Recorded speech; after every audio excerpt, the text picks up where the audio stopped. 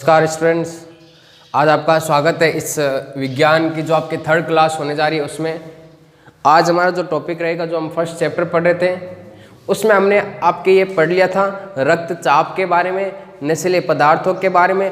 एक हमारा last topic रहा है इस चैप्टर में, और उस टॉपिक का नाम है आपके जो मिलावटी पदार्थ है उनके बारे में पढ़ेंगे कि मिलावटी पदार्थ हम जो सामान लाते हैं बाजार से, जो भी सामान लाते हैं उन सामानों में क्या होती है, आपके कोई ना कोई पदार्थ की मिलावट रहती है।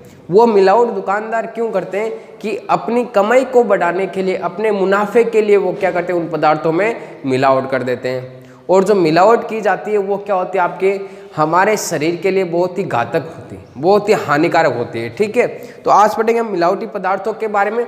उससे पहले एक मैं आपको इम्पोर्टेंट नोट बता देता हूँ, आप उसको ध्यान में रखना।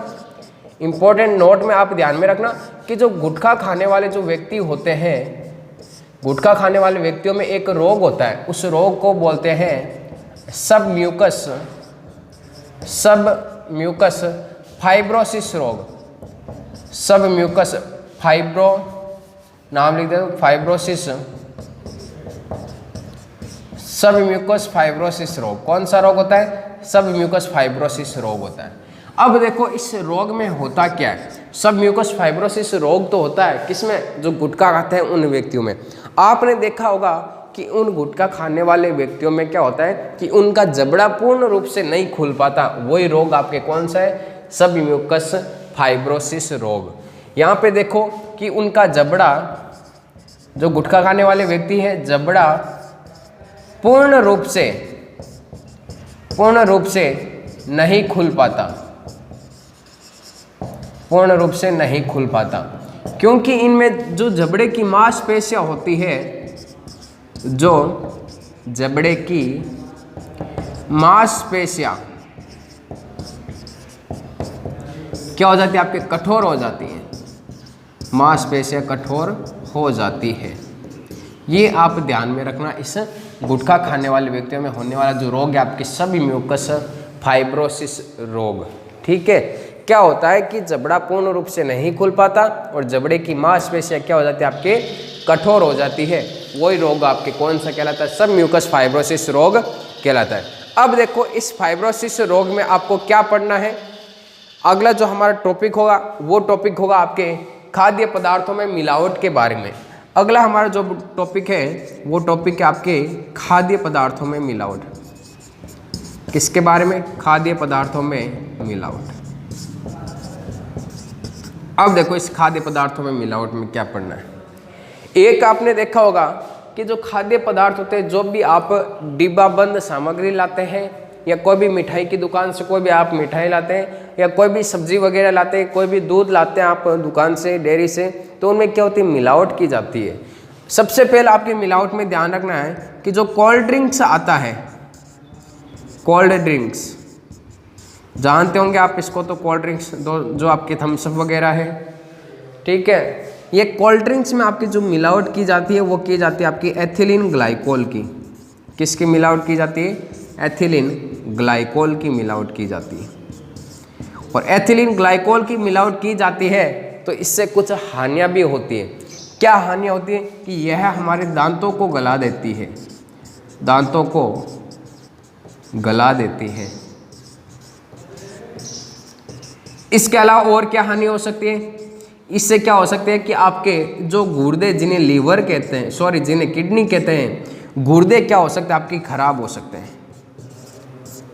गुर्दे खराब हो सकते हैं, जिन्हें किडनी कहते हैं गुर्दे को। ठीक है, लीवर तो यकृत को कहते हैं, ध्यान रखना। गुर्दे वो क्या हो सकता है? आपके खराब हो सकते हैं। एक तो ये कोल्ड ड्रिंक्स वाला ध्यान रखना है। सेकेंड नंबर आपको ध्यान रखना है यहाँ पे दूध में किस पदार्थ की मिलावट की जाती है, किन केमिकलों की, किन रासायनिक पदार्थों की मिलावट की जाती है।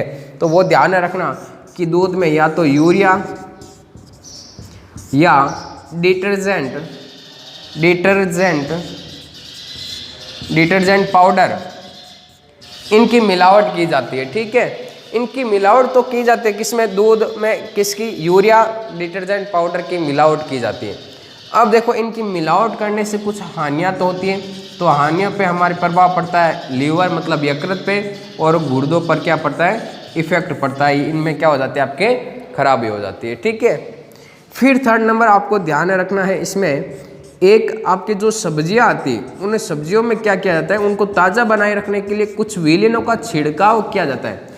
वो विलेन ध्यान रखना, एक तो होता है आपके लेड पीबी, ठीक है, इसका प्रतीक व कॉपर विलियन, लेड व कॉपर Cu विलियन का, कॉपर विलियन का छिड़काव किया जाता है। इससे क्या प्रभावित होते हैं, शरीर का कौन सा अंग, लीवर प्रभावित होता है, ये ध्यान में रखना। जो सब्जियां आती है, यहाँ पे नाम से लिख देता हूँ मैं, इन सब्जियों में आपके लेड और कॉपर विलियन का छिड़काव किया जाता है, और जिससे प्रभावित अंग कौन सा होता है, आपके लीवर होता है। ठीक है, एक आप फोर्थ नंबर ध्यान में रखना, जो आपके गोभी आती है बाजारों में, जो सफ़ेद गोभी आती है, उस गोभी की सफ़ेदी के लिए इसमें ध्यान रखना सिल्वर नाइट्रेट का प्रयोग किया जाता है।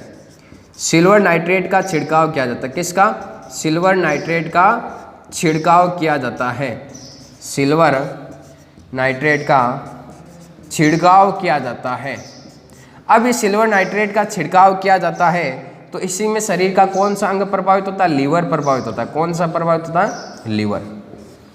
ठीक है, ये आपके हो गए इसमें खाद्य पदार्थों के मिलावट के बारे में। कोल्ड ड्रिंक्स में ध्यान रखना, एथिलीन ग्लाइकोल का प्रयोग किया जाता है, दांतों को गला देती है और गुर्दे खराब हो सकते हैं।